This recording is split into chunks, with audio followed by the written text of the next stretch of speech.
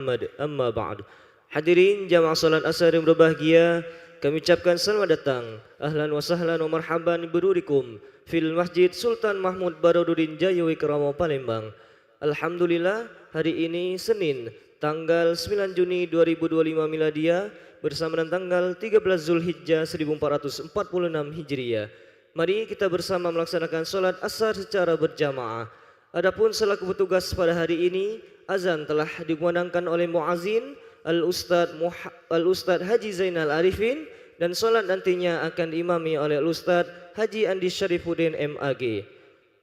Dilanjutkan dengan cawisan ba'da solat bersama guru kita Al-Mukarram Al-Ustadz Kiai Haji Ahmad Idris Kailani dengan pembahasan akhlak tasawuf kitab Hidayatul Thalibin. Untuk ketertiban dan kenyamanan beribadah, jamaah diwajibkan untuk tidak mengaktifkan handphonenya dan barang-barang milik jamaah dititipkan di tempat yang telah kami sediakan.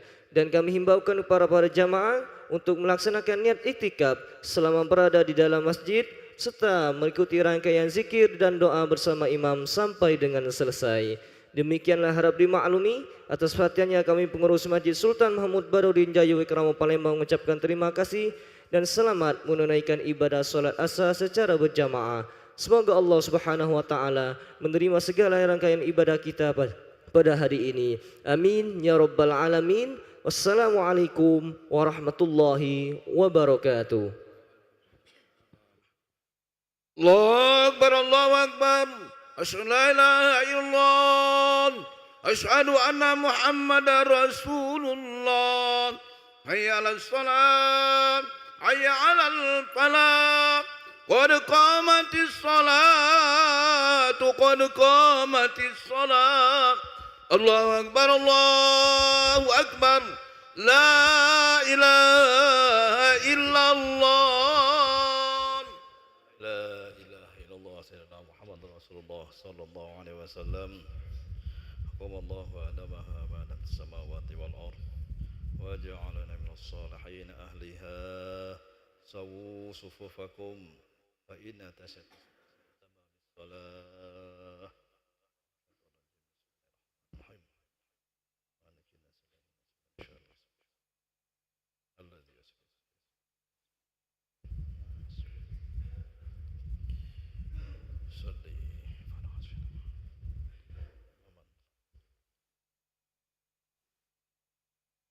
Allahu Akbar.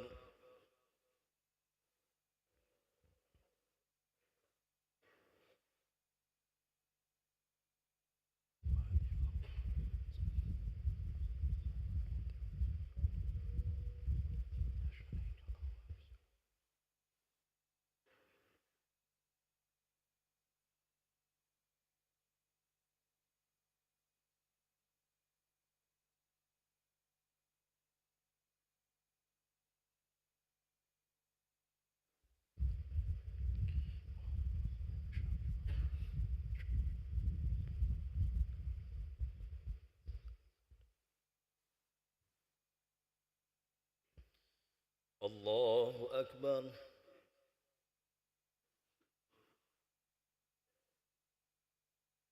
Sami Allahu liman hamidah. Allahu Akbar.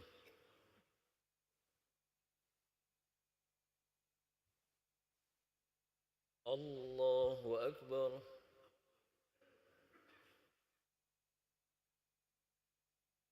Allahu Akbar.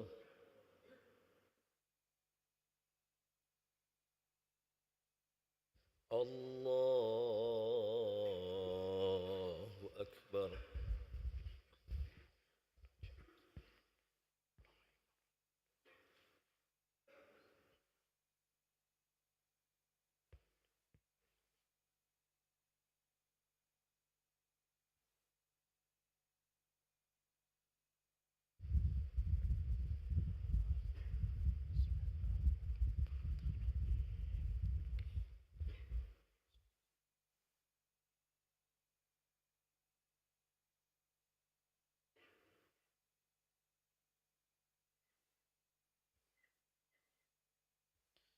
Allahu Akbar.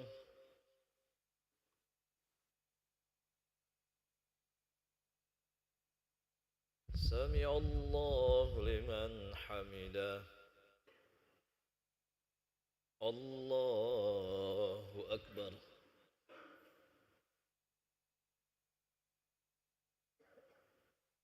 الله أكبر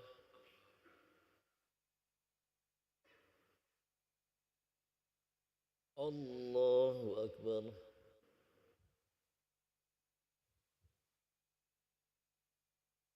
الله أكبر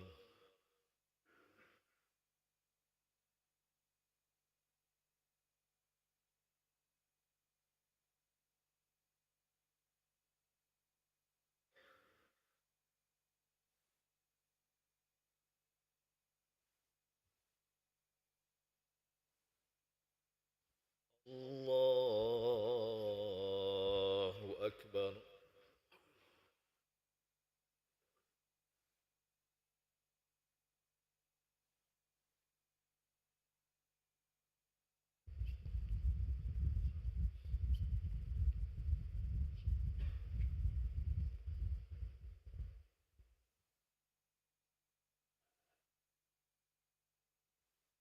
الله أكبر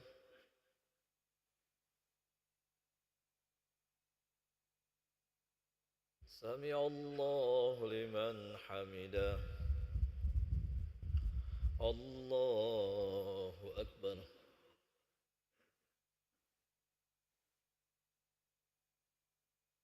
الله أكبر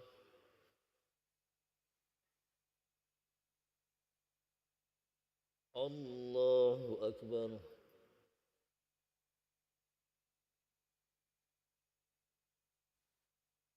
الله أكبر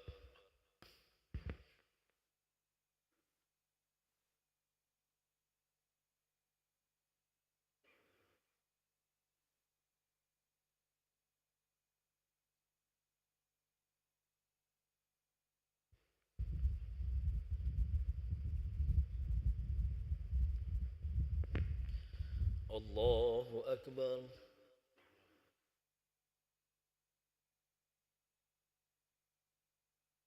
سمع الله لمن حمده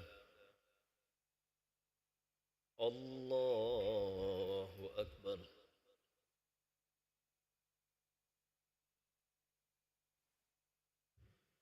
الله أكبر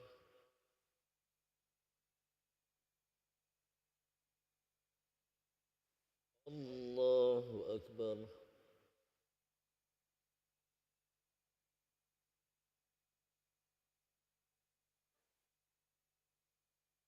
الله أكبر